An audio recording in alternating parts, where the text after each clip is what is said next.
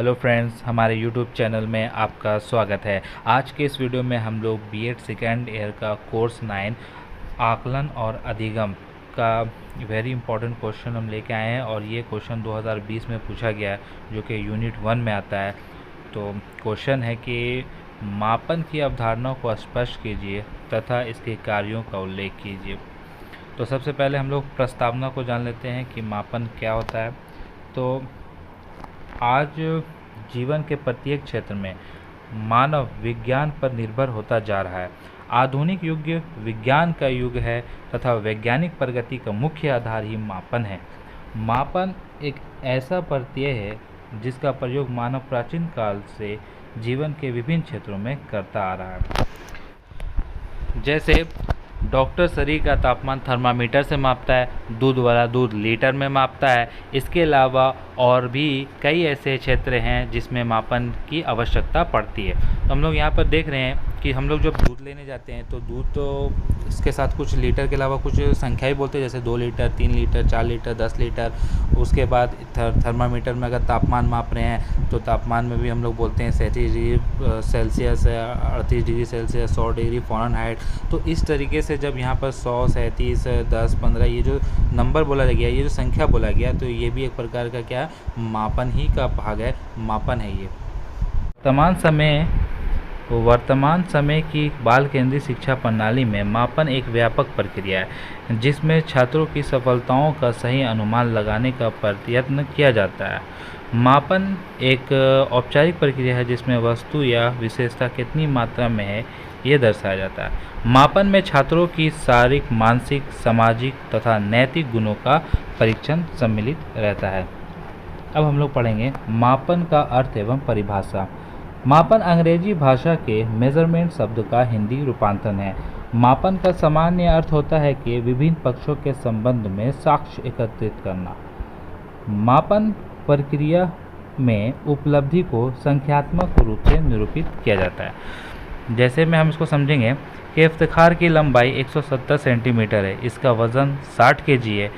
आलिया को मैथ्स में 95 अंक प्राप्त हुए हैं। तो यहाँ पर हम जो देख रहे हैं 170, 60, 95, ये क्या है? यही तो मापन हुआ। मापन को हम लोग किस में क्या लिखते हैं? तो यहाँ पर लिखा गया है कि इसको हम लोग संख्यात्मक रूप में व्यक्त करते हैं। तो यहाँ पर ये हमारा 170, 60, 95 ये क्या हुआ? ये तो संख्यात्मक रूप यही हुआ। अब देखते हैं विभिन्न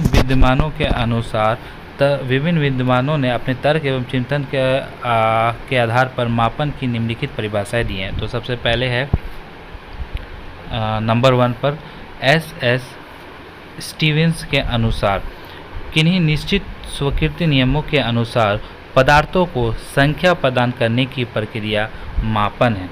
दूसरा है रॉस के अनुसार मापन एक परिमाणीकरण की प्रक्रिया है। तीसरा है टॉयलर के अनुसार मापन किसी नियम के अनुसार आवंटन करने की प्रक्रिया है। चौथा है कैम्पबेल के अनुसार नियमों के अनुसार वस्तुओं या घटनाओं को प्रतीकों में व्यक्त करना मापन है। और अब हम लोग देखेंगे मापन की विशेषता। तो मापन की विशेषता निम्नलिखित है। नंबर 1, मापन मूल्यांकन की अपेक्षा कम खर्चीली होती है। मापन मूल्यांकन करने में सहायक होता है। मापन वैज्ञानिक प्रगति का मुख्य आधार है। मापन में आंकिक स्वरूप पाया जाता है। मापन अप्रत्यक्ष होता है। अब हम लोग देखेंगे मापन के उद्देश्य। तो मापन के निम्नलिखित उद्देश्य है। नंबर 1, छात्रों के सर्वांगीण विकास में सहायक करना। नंबर 2 में है अधिगम को सहज बनाकर शिक्षण को आनंददायी बनाना। तीसरा है विकास में बाधक तत्वों की पहचान करना। चौथा है छात्रों में स्वास्थ्य प्रतियोगिता की भावना विकसित करना। और पांचवा है छात्रों को व्यक्तिगत आवश्यकताओं के अनुरूप शिक्षा की सुविधा प्रदान कराना है। ठीक है, शिक्षा की सुविधा उपलब्ध कराना है। अब हम लोग देखेंगे इसमें मापन के कार्य। तो मापन के क्या कार्य है? तो मापन के कार्य निम्नलिखित हैं। नंबर 1 पे है, देखिए यहाँ पर इस तरह से मैंने इसमें कुछ पॉइंट निकाला है मापन के कार्य को समझने के लिए। तो हमारा पहला पॉइंट है मापन का कार्य सबसे पहले होता है चयन। तो चयन में मापन की प्रक्रिया, उसके बाद ये सारा पॉइंट लिखा हुआ है, इस सारे पॉइंट को आपको एग्ज़ाम में डील भी करना है।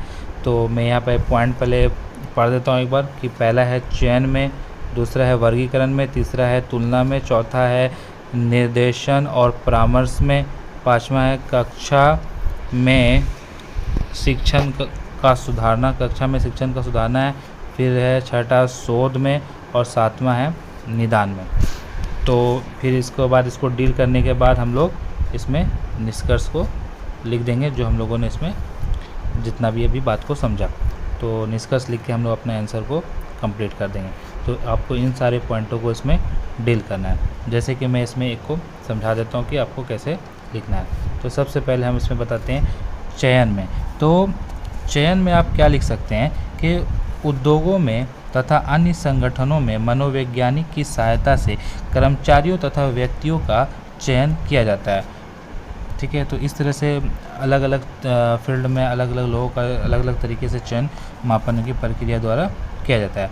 मापन का उपयोग मुख्यतः औद्योगिक संस्थानों में, सेवा में, सरकारी नौकरियों में तथा विद्यालयों में प्रवेश के लिए भी होता है। तो इस तरह से आप कोशिश करते जाइए सबको डील करने का। और यहाँ पर हमारा ये क्वेश्चन कंप्लीट होता है।